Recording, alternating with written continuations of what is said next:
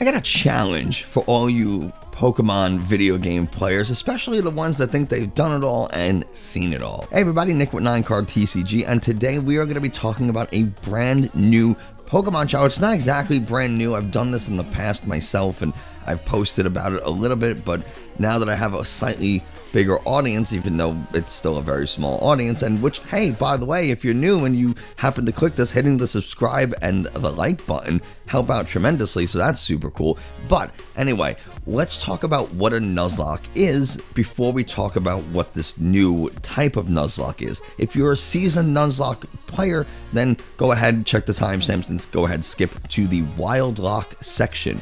But if you're brand new or you never heard of a Nuzlocke, you don't know what it is, here we go. So a Nuzlocke is a set of self-imposed rules or restrictions to increase the difficulty of a Pokemon game. They're generally pretty easy, and so as seasoned Pokemon players or adults or just really good players, you could be younger and do Nuzlockes, it makes it harder, right? That's the whole idea. It makes it harder. It doesn't matter, it makes it harder.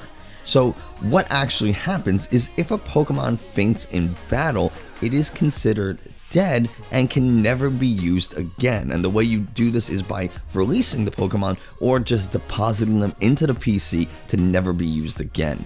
And I understand why Pokemon doesn't want to create a Nuzlocke. There should be difficulty levels in a Pokemon game. You should have your easy for very new or very young players, and you should have your normal for average people, and then you should have your difficult and very difficult for those of us who want a harder version. So in this way you don't have to do all this stuff yourself. The game does it for you, and it helps kind of keep you just a little bit more honest. So what are the rules of the Nuzlocke? Well, we talked about rule number 1 already. Pokemon that do faint in battle are considered dead and can be never used again. That's rule number 1. Rule number 2, you must nickname all of your Pokemon to try to build a bigger bond with them. This way, if and when they do get knocked out, it hurts just that much more. And isn't that what we all want, to be hurt just a little bit more? Rule number 3, you can only catch the first Pokemon that appears on each route. Now, normal Nuzlockes will have you go into the grass, and whatever the first random Pokemon you encounter is, that's what you add to your team. But we're going to be doing things a little differently. So what is this Wildlocke? Well, rule number 4 is you can only use Pokemon that are based on animals you've seen in real life. So you have to have seen the animal in the wild. You can't go to a zoo and be like, oh, there's a hippopotamus, so now I can use Hippowdon. No, you can't have gone to a zoo, an animal sanctuary, an eco park, which are basically just zoos with zip lining, or sanctuaries with, zip lining. Anything that's like swim with stingrays, swim with the sharks, none of that counts, because you're not seeing the animals in a natural environment. You're not seeing them in their true habitat. You have to have seen the animal in the wild. If you have, like, let's say you own an animal, that counts. So if you own a dog, or you have a dog, then you can use Yamper, because Yamper's a dog. Or if you've gone out into you went to the park and you happen to see a bat flying around, well, then maybe Woobat could be a good option, because the Pokemon that you find randomly may not be one that is an animal, or even an animal that you could use. It's best to do this with Pokemon Sword and Shield, because of the overworld spawns. You could just walk into a new route, see the Pokemon that are available, and then choose one that's based off an animal that you've seen in real life. So you walk into Galar Mine, and boom, there's a Woobat. You've seen a bat, you can go and catch that, but you wouldn't be able to catch or Croagunk, because you haven't seen a poison dart frog, for example. I don't know, maybe you've been to Costa Rica and you saw them. I don't know. Rule number 4, or no, wait, I guess rule number 5 is no held items. Animals really don't hold things unless they're eating it, or, use it. I guess some animals hold things, like monkeys can hold stuff. But in general, no held items. Again, we're trying to increase the difficulty of this game, so no held items. And that's all the rules. There are some little nuances that I want to make very clear. let's take the example of Leopard. Leopard is a leopard. Like, let's be real, it's a leopard. But leopards and lions, for that matter, are cats. So if you have a cat, or you've seen wild cats like I have, you would think, well, leopards and lions are cats, so I could just use Leopard, or I can use Pyro, or whatever. No. House cats, domestic house cats, and leopards are not the same thing. Don't even try it. I know they are related genetically, but they're not the same species, and they're so different morphologically at this point that, you know, you can't say that they're the same. Also, same thing applies for dogs. Just because you have a dog doesn't mean you can go and use a wolf. Yes, I know dogs evolved or branched off evolutionarily from wolves, but they're not the same, so can't use them. This gets a little tricky because some people think certain Pokemon are based off one animal and other people think that Pokemon is based off a different animal. Use your best judgment, use what you think is appropriate, but, you know, try to be honest with yourself. Don't say, well, I've seen, you know, a regular bird, like I've seen an Oriole, and so all of a sudden now I can use, you know, some crazy Galarian Moltres. Like, they're not the same birds, and you know it. So try to be honest with yourself. The whole idea, there's two goals that I have with this. Goal number one is for you to get outside a little bit and appreciate and enjoy nature, maybe from a different perspective or in a different way than you have in the past. My wife and I just went to Costa Rica on our honeymoon. We are both we're big hikers. We love to go explore and look for wildlife, and so we thought Costa Rica would be a really cool place to go and do that, and we did, and we saw a bunch of different animals, and I made a whole list of animals that I've seen while we were there, and I took as many pictures as we can, and I came up with a list of Pokemon that I could use based off this list of, or the animals that I've seen throughout my life. And it's a pretty extensive list. I've seen a good amount of animals. And so my teams can be pretty varied. But what about yours? Are you going to be stuck using just a Yamper and a Squirtle because you live in a city? Like I live in New York City, but we still make sure to find national parks or state parks and go look for wildlife. Maybe you've seen ravens. If you live in Queens, New York, there are ravens in Queens. Or Central Park recently had a snowy owl, so you can go find owls in Central Park. There are places you can go or animals to be seen even if you live in a huge city like New York City, like I do. So don't use that as an excuse. So that's all one goal. Get outside and appreciate nature.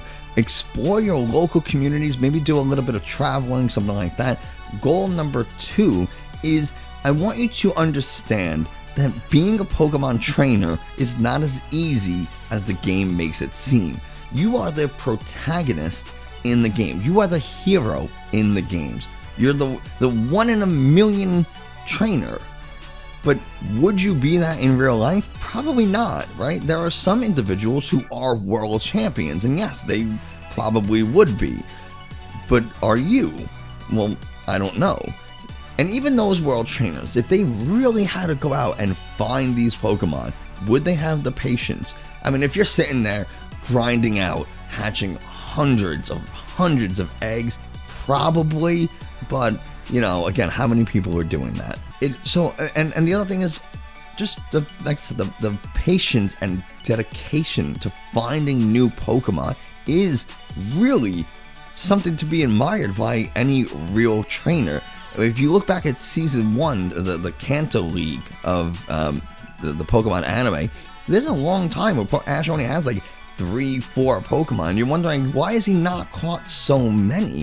Why has he not caught that many Pokemon? Because honestly, as someone who hikes frequently and actively searches for wildlife, it's not that easy. And I know the show says, well, Gary's caught this many, whatever, and that's really just to show the difference in skill between Gary and Ash, but I think Ash's level or Ash's number of Pokemon caught is probably a better representation of what real trainers or what real life would be like. You can go on safaris and not see anything. You can go for hour-long hikes and not see anything. I've done 10-mile hikes and saw nothing but a white-tailed deer, which is extremely common here in New York, and some birds. And that's it. And you would expect to see something else when you're out in the Catskills and Adirondacks, where there are tons and tons of animals. Even on our rainforest hike in Costa Rica, we didn't see that much. We saw 3 animals aside from birds. We saw a helmet-headed lizard, a pit viper, and a troop of spider monkeys. Now, I am super grateful and extremely happy with our sightings and to have the videos and pictures that I do. But that's not a lot, especially when you think about the number of animals that live in there. I mean, it's crazy. And there are people who go on these same hikes and don't see a thing. So get out there, explore the world, and let me know in the comments or on social media what Pokemon would be in your team. What animals have you seen that you would be able to use? Oh, if you're gonna go and hike, just a quick thing, please be respectful of nature. Be respectful of your locals or state, federal, national parks, whatever. Stay on the trails. The trails are made for a reason. One, it's for safety, so you don't get hurt by any of the animals that are living in there or any of the plants, and also so that you don't get lost. And 2, it's for conservation purposes. By stepping on the grass and the leaves and whatever, and creating your own path. If everybody walks the same path, it's going to get beaten down. You're going to destroy the flowers and the natural flora that are there. And animals do depend on the flora to eat and all that kind of stuff. So stay on the path.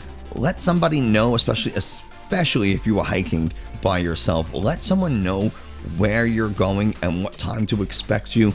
Have some type of communication, have some, always bring supplies, always bring a compass, always have a map, always have a little bit of food, always have some water, always have a flashlight. You can easily watch videos on YouTube about what to bring on a hike.